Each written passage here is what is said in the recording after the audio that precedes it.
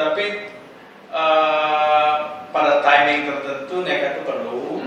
Ini kan sedang krisis. Kalau sudah hampir ketemu titik terendahnya, gas saja lah. Saya pengalaman bisnis ini, Indonesia itu 5 tahun sekali krisis. Habis krisisnya gas cepat. Gas. Habis ini.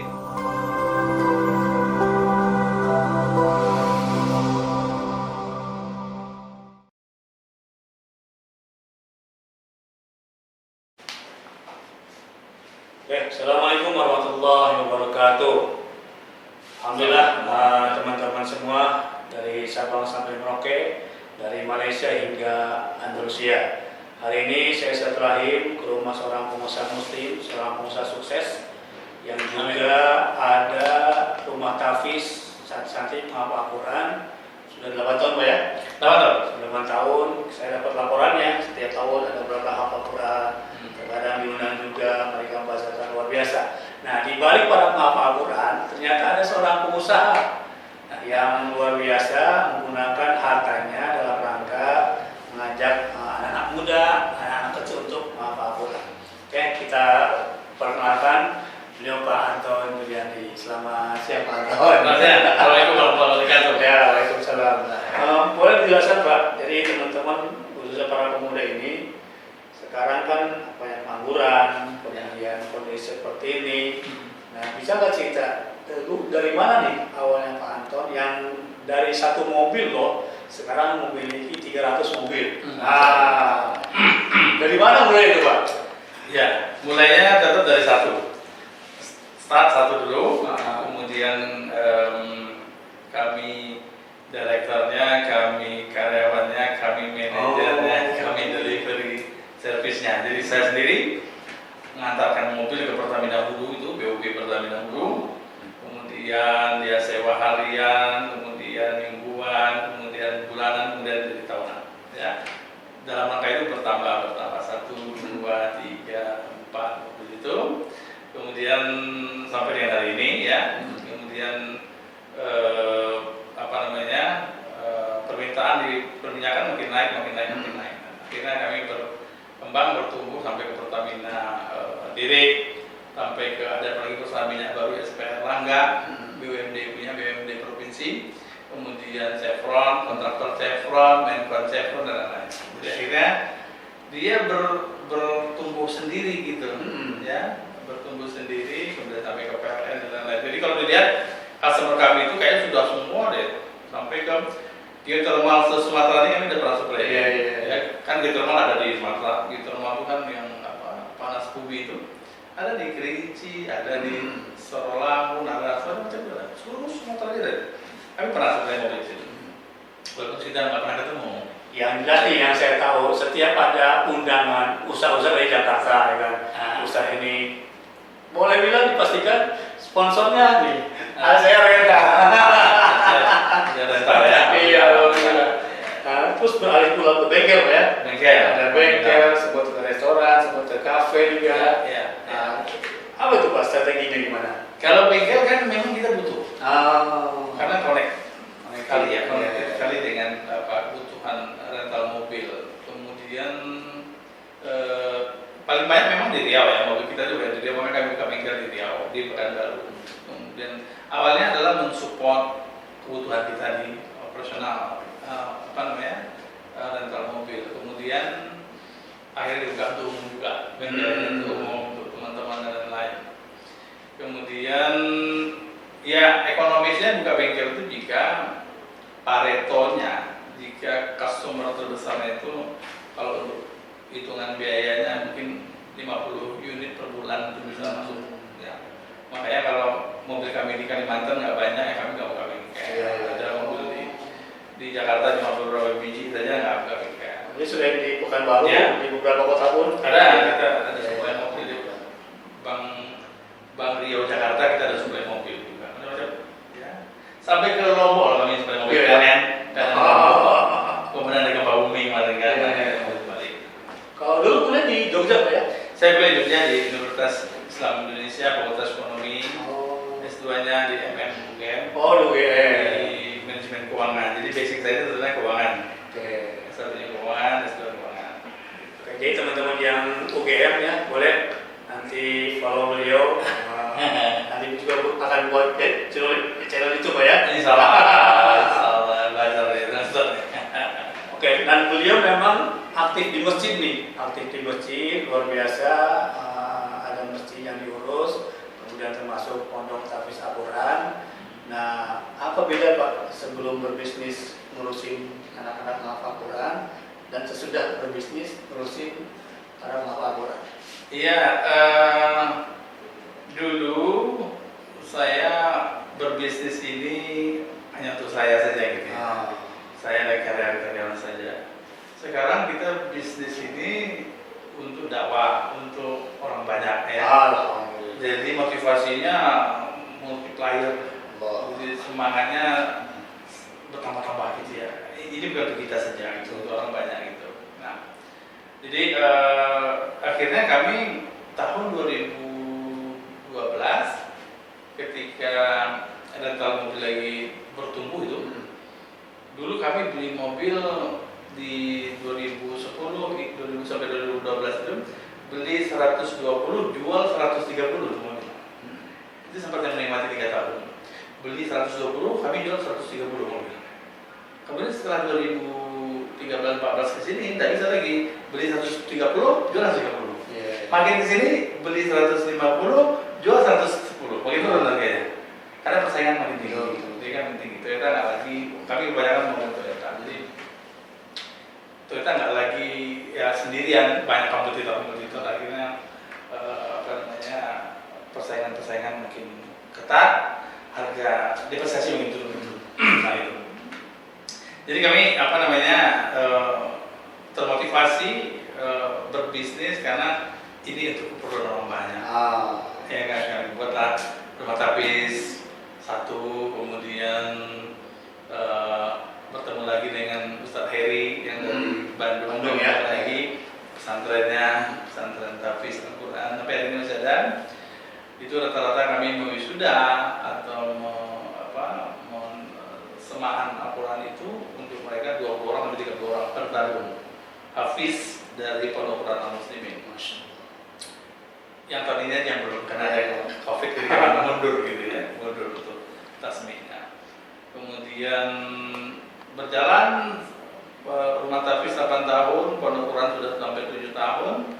Kemudian tahun lalu kami mendirikan SD Tahfiz Al-Fatih namanya. SD baru tahun pertama nih langsung bisa 3 kelas, alhamdulillah. Jadi peminat tahfiz itu luar biasa. Ini dulu 8 tahun yang lalu kami mendirikan sekolah tahfiz, nggak ada yang datang. 8 tahun lalu ya? 8 tahun lalu sini bayar sekolah, ada tahfiz ada gurunya dan kami kasih iming-iming dulu, kasih roti, kasih kue, baru datang anak-anak tuh. Sekarang kita udah bisa nolak. Ya, SD baru buka 3 kelas. Tahun keduanya sekarang ini sudah 3 kelas juga. Ya, ini karena persoalan COVID aja nih, belum ada masuk nih, ya kan? Artinya mereka ada 3 kelas, sudah 6 kelas dari sini. Jadi isu tahfiz sekarang begitu penting dan krusial bagi orang tua. Orang tua enggak hafiz sekalipun, tapi dia pengen anaknya hafiz pula. Iya. Jadi menjamur di mana-mana tempat. Tapi dulu kami nggak banyak pesaing. Sekarang di mana-mana orang tua. Oke teman-teman semua, beliau termasuk salah satu inspirator saya untuk membuka rumah tahfiz. Saya pun sama bisa dari mulai dari mana, di mana dananya, di mana macam-macamnya. Alhamdulillah lewat wasilah Pak Anton ini, beliau, saya pun turut membuka rumah tahfiz. Ya banyak suka dukanya, tetapi alhamdulillah mudah-mudahan kita berkolaborasi, kemudian semakin banyak rumah tahfiz di Pekanbaru khususnya, bahkan di Indonesia pada umumnya. Kemudian gini Pak, Ya. ada orang-orang khususnya para pemuda nih kan, Ya. para pemuda ini kan satu, dia tak ada modal. Mungkin dia bilang, Pak Janur kan mungkin dulu misalkan ada modal atau keturunan orang kaya. Nah kira-kira anak muda, saya nggak ada modal, saya bukan keturunan orang kaya, bisakah orang seperti ini menjadi pengusaha sukses? Saya juga karyawan dulu. Ya awal-awal saya juga karyawan beberapa tahun dari Jakarta kan, dari Jakarta di sini memang mulai startingnya dari sini, dari nol. Tetap dari nol ya? Dari satu mobil, kemudian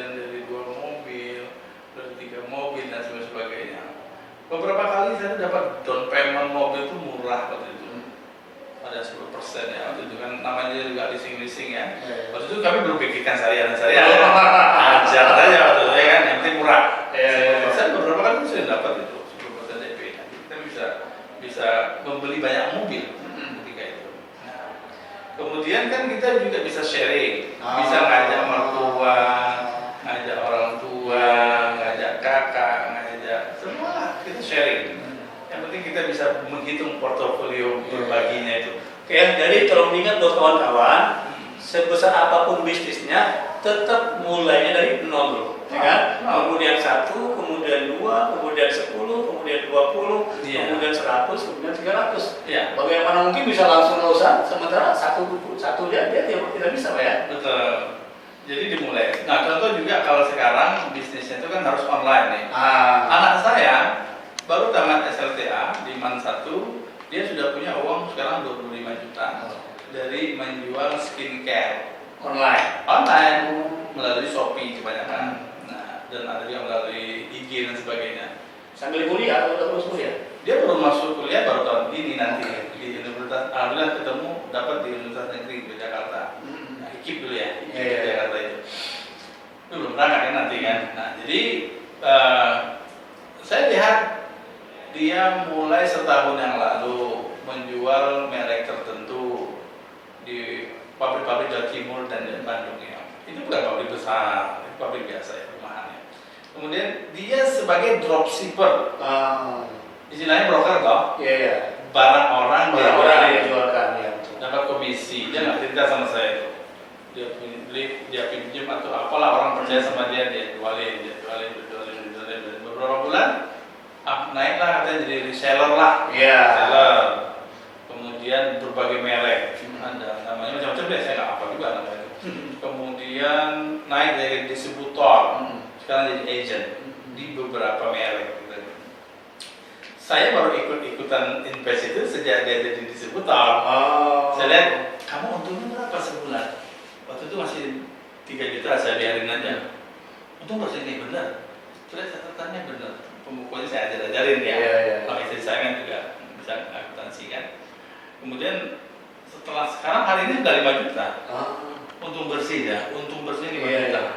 Nah, jadi anak SMA kelas 3 punya uang 5 juta kan happy. Betul. Iya kan? Nah, jadi menurut saya bilang sama dia, bisa nggak kita lipat kalikan, kita kali lipatkan lebih besar, investasinya lebih besar, kamu cari karyawan untuk melipatnya sendiri, packing sendiri dan sebagainya. Nah, itu caranya. Dia belum paham. Jadi kalau kamu sendiri yang bekerja, paling kamu bisa untung 5 juta, bisa saja. Tapi kalau kamu ajak orang banyak, kamu mungkin bisa 30 juta profitnya kan gitu ya. Dan menjadi agent atau menjadi owner merek. Owner merek itu ternyata nggak susah kok. Ada konten, ada desain, kita pergi ke pabriknya, kemudian dibuatkan, ya kan? Kita distribusiin pasaran. Kan dia kan udah punya channel, dia punya distributor, dia punya reseller, dia punya dropshipper, iya kan? Jadi merek dia. Nah, itu sedang dia pikirkan sekarang. Saya kira kamu kalau mau cepat gede ya harus merekmu, ya merek orang lagi. Di situ sekarang kami diskusi bagaimana mendesain barang itu, bagaimana menguatkan timnya di bawahnya. Ya, lumayan itu dari nol. Saya kira banyak lagi yang lain. Ibu rumah tangga juga ada yang miliaran toh. Jadi saya kira tidak mesti duit dulu. Oke, jadi buat teman-teman semua, ternyata modal bukan juga faktor utama dalam kesuksesan. Ketika ada kesempatan, kemudian ada teknis-teknis tertentu, macam tadi dari awal pun ternyata buat anak muda, anak mahasiswa kuliah bisa mendapatkan 5 juta sampai 25 juta itu lumayan Pak ya. Dan sekarang saya kasih satu contoh lagi berikut. Adiknya SMP kelas 2 bakal 3 melihat kakaknya punya uang segitu, dia mulai pula menggali dia punya potensi, dia mendesain poster-poster dan macam-macam permintaan untuk di IG. Dapatlah dia orderan sekali desain itu 20.000 rupiah, kemudian dari 30.000 makin naik 40.000. Sekarang dia sudah punya uang 500.000. Baru mulai 2 minggu, hampir lupa hafal Quran ya. Kelas 2 SMP. Nah, jadi menurut saya ini kita manage mereka agar kualitasnya dibagusin dan desainnya itu, kemudian harga dibagusin dan sebagainya, nanti dia bisa targetnya dia bulan ini 1 juta pendapatan dia. Oh, tetap di target. Ada target juga ya, supaya mereka bersemangat ya.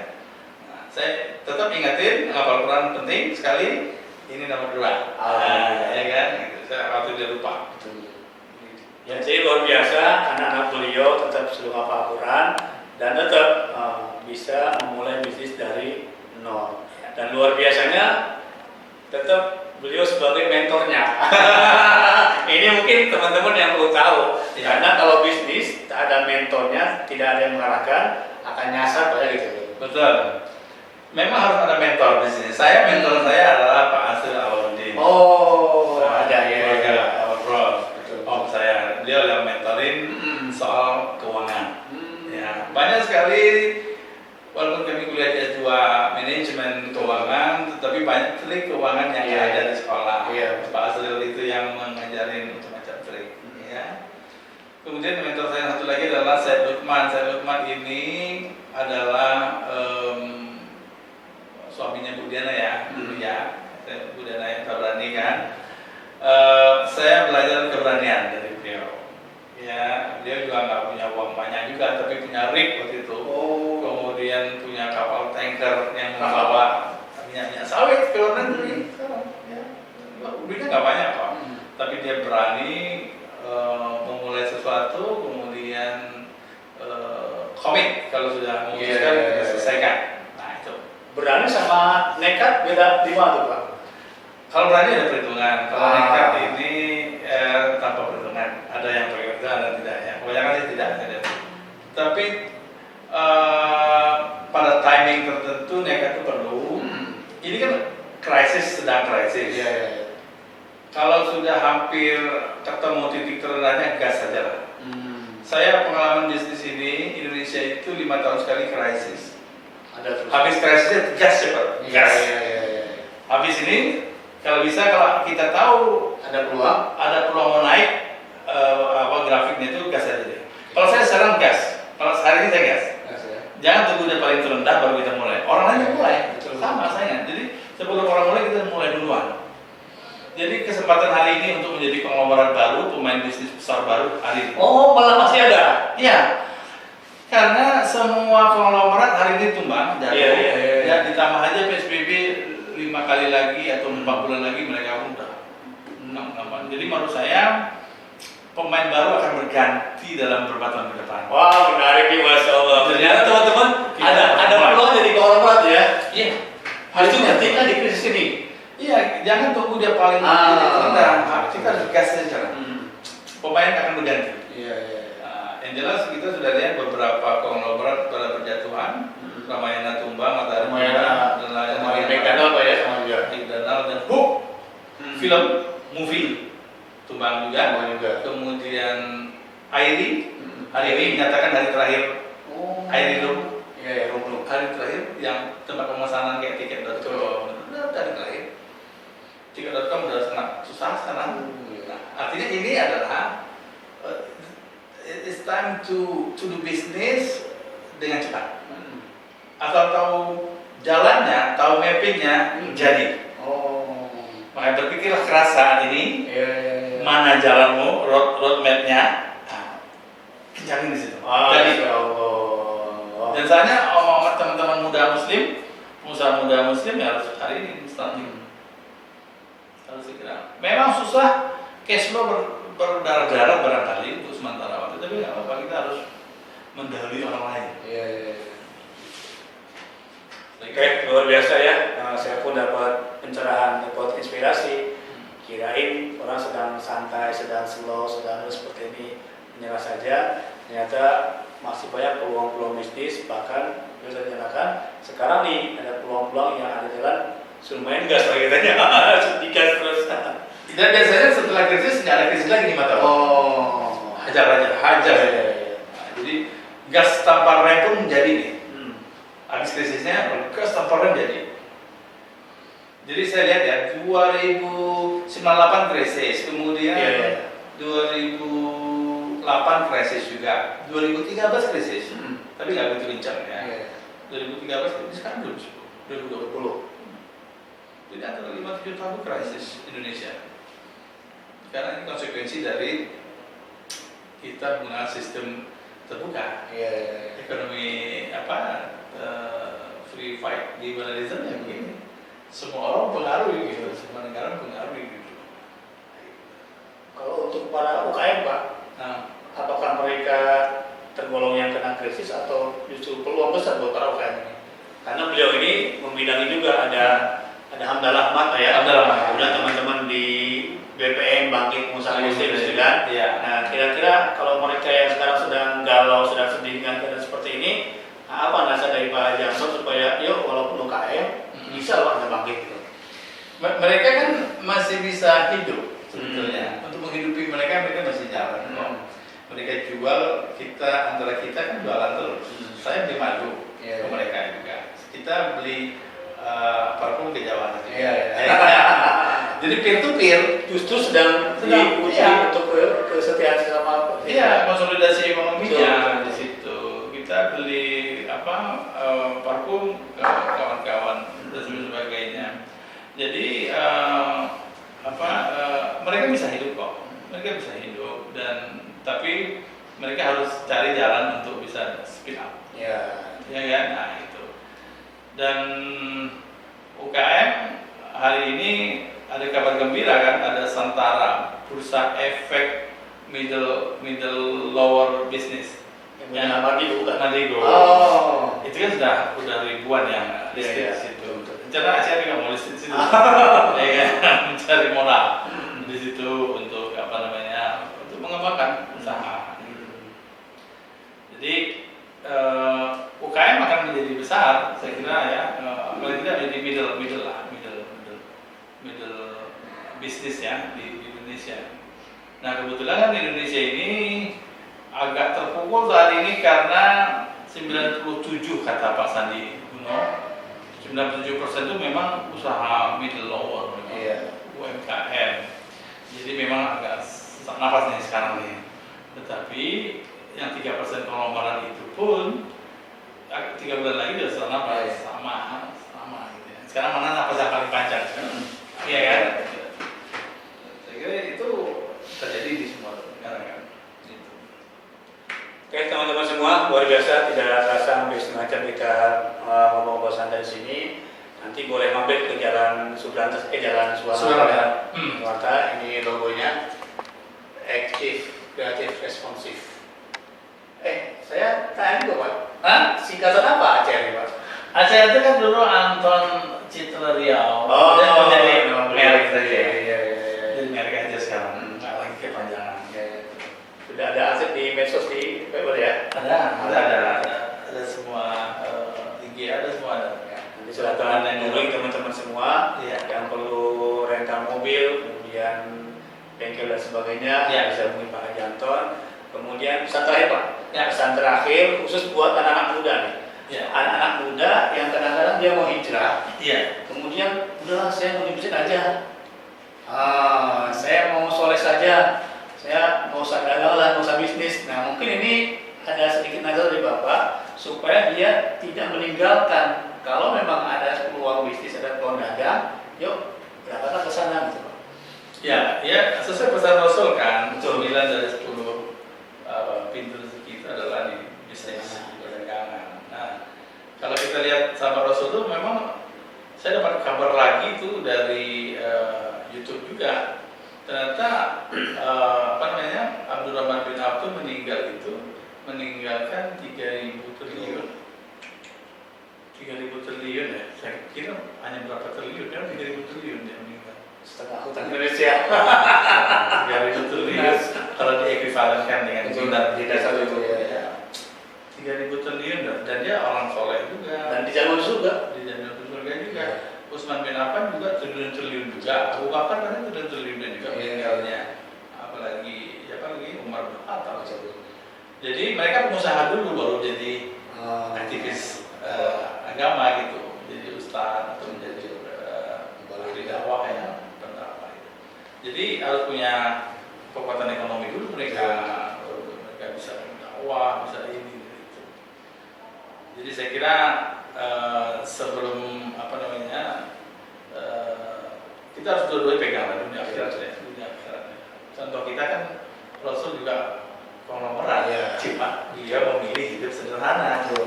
Dengan ada uang habis terus, ada uang rampasan perang berurusan habis terus.